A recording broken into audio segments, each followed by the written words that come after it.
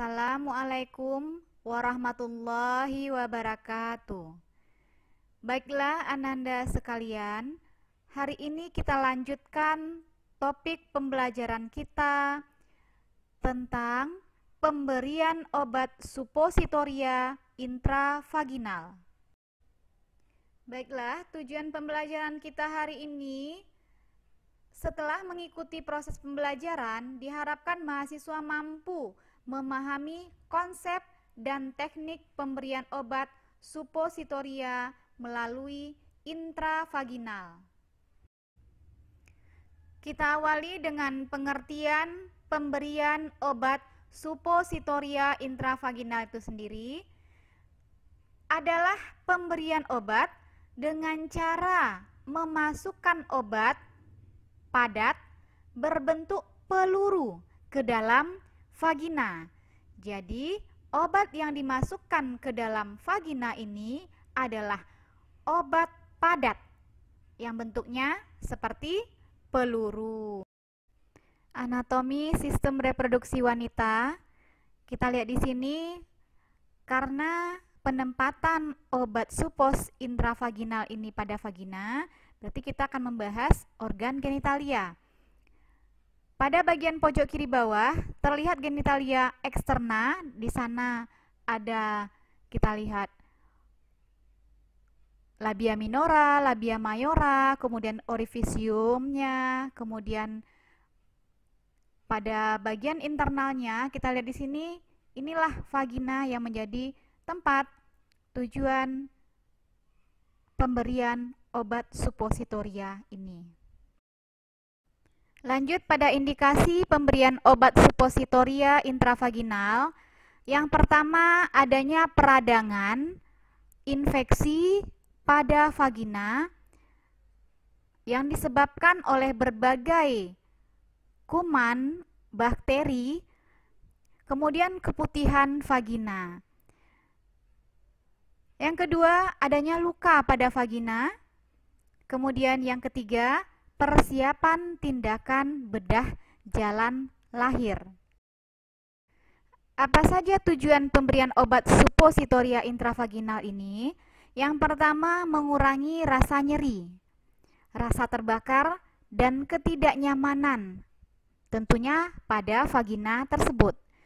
Yang kedua, mengobati infeksi vagina atau serviks. Yang ketiga, mengurangi peradangan pada vagina. Nah, ini bisa kita lihat pada background ini ada infeksi yang disebabkan oleh berbagai kuman di sini. Prinsip pemberian obat supositoria intravaginal ada 4 di sini yang bisa kita baca. Yang pertama, tidak boleh diberikan pada pasien menstruasi ataupun perdarahan, karena pastinya pada organ genitalia akan terdapat darah. Yang kedua, minta klien untuk berkemih sebelum pemberian obat, karena nanti akan mengintervensi bagian genitalia, jadi nanti bisa merangsang keinginan berkemihnya, jadi harus dikosongkan. Yang ketiga, diberikan pada pasien dengan himen yang sudah tidak utuh, kemudian tidak melakukan kontak selama pengobatan. Kontaknya yaitu kontak seksual ya. Persiapan alat dalam pemberian obat supositoria intravaginal ini, yang pertama adalah kartu obat berisi instruksi pengobatan. Kita bisa lihat di sini pada gambar, ini contoh kartu obat. Disinilah nanti dituliskan nama pasien, kemudian nama obatnya, dosis obatnya, kemudian rute pemberiannya, sehingga dengan pedoman inilah kita memberikan obat kepada pasien. Yang kedua, obat dalam tempatnya. Nah, ini contoh pada gambar di samping bentuk obat supositoria intravaginal. Pada gambar juga dapat dilihat ada obat supositoria yang menggunakan aplikator. Namun, saat ini kita akan mempelajari pemberian obat supositoria intravaginal tanpa menggunakan aplikator. Selanjutnya, sarung tangan disposable yang akan kita gunakan untuk memasukkan obat, kemudian pengalas. Ini gunanya supaya saat pemberian obat tidak terjadi kotoran atau apapun mengenai alas tempat tidur pasien. Selanjutnya, kita siapkan juga kapas sublimat dalam tempatnya yang telah diberi cairan safflon. Nah, jadi nanti kapas ini kita buat menjadi bentuk kapas sublimat. Kapas sublimat itu dibentuk dengan menggulungkan kapas tersebut pada jari-jari tangan kita. Jadi nanti bentuknya seperti jari tangan ini, kemudian biasanya diletakkan dalam tempatnya. Kemudian diberi cairan safflon. Nah, ini nanti akan kita gunakan untuk membersihkan area eksterna dari genitalia. Selanjutnya, kita juga siapkan vaselin atau gel.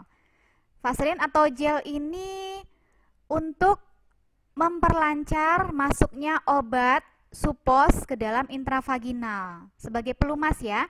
Kemudian kasa steril dalam tempatnya. Ini nanti kita gunakan sebagai tempat saat obat supos sudah dikeluarkan dari tempat obat tersebut.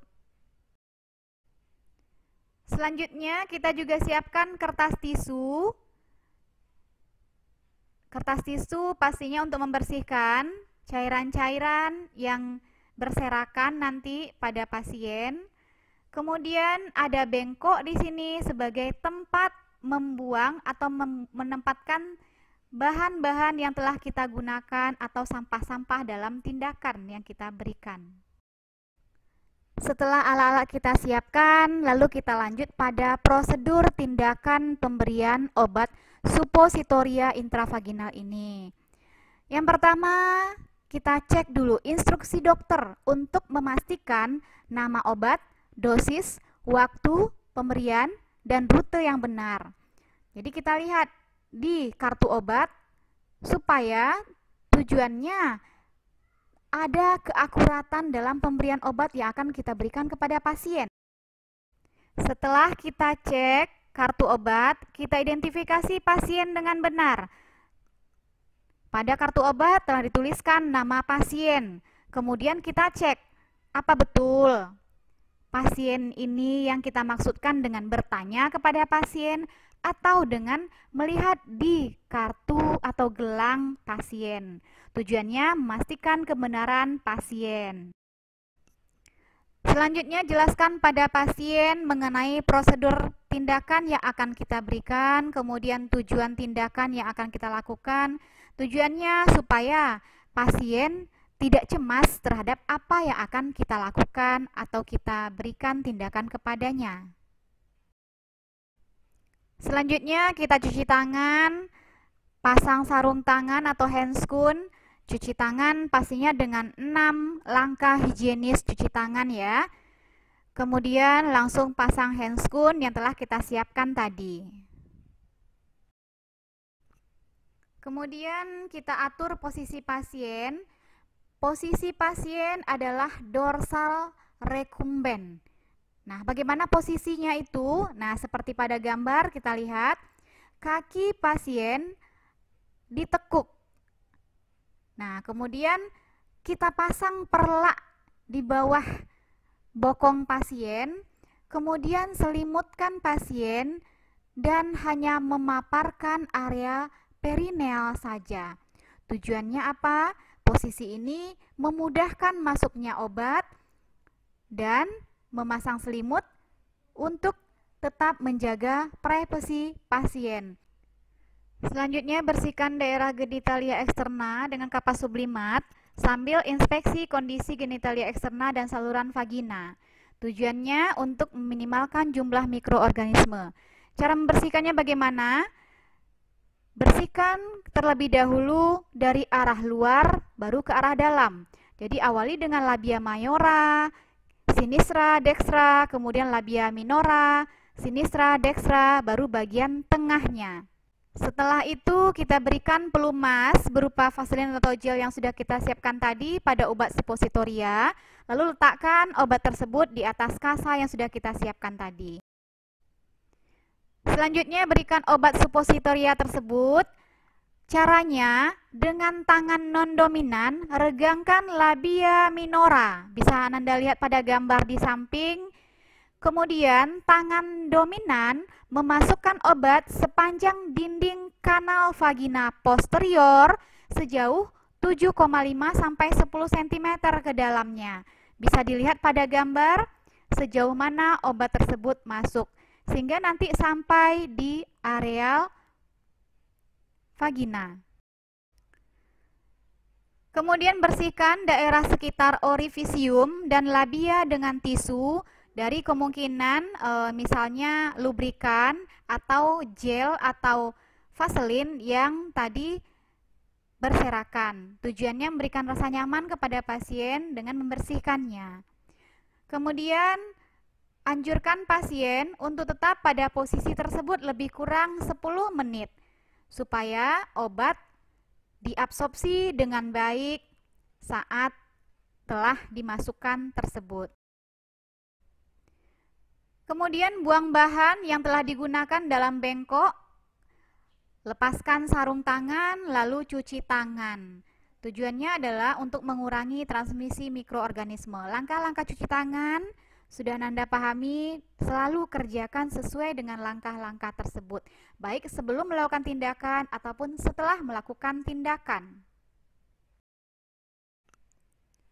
Kemudian, dokumentasikan tindakan pemberian obat tersebut pada kartu obat. Di sana bisa kita tulis mulai dari identitas, waktu, kemudian obat yang digunakan, dosisnya, rute pemberian, serta respon pasien terhadap pengobatan yang kita berikan tersebut.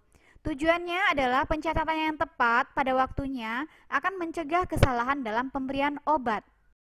Selanjutnya kita masuk pada efek samping pemberian obat suppositoria intravaginal. Yang pertama, iritasi vagina. Kemudian yang kedua, reaksi alergi vagina. Kemudian kering pada vagina. Jadi ada muncul mungkin gatal, kemudian rasa kering. Nah, itu merupakan efek samping yang biasa dilaporkan atau disampaikan oleh pasien kepada kita. Untuk itu, di awal kita harus menjelaskan kepada pasien efek samping pemberian obat ini supaya pada saat pasien merasakannya, dia sudah tahu dari awal.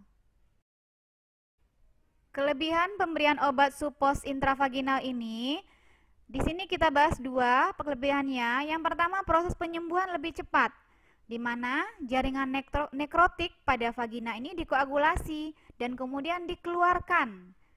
Yang kedua, efektif pada lokalisasi vagina, karena pemberian obatnya langsung pada sasaran, pada tujuan, sehingga akan lebih efektif. Kekurangan pemberian obat suppos intravaginal ini, bau dan rasa tidak nyaman yang dirasakan oleh pasien. Sekian dulu pembelajaran kita hari ini dengan topik pemberian obat suppositoria intravaginal. Mudah-mudahan Ananda bisa memahaminya dengan baik. Ibu sudahi dengan Assalamualaikum warahmatullahi wabarakatuh.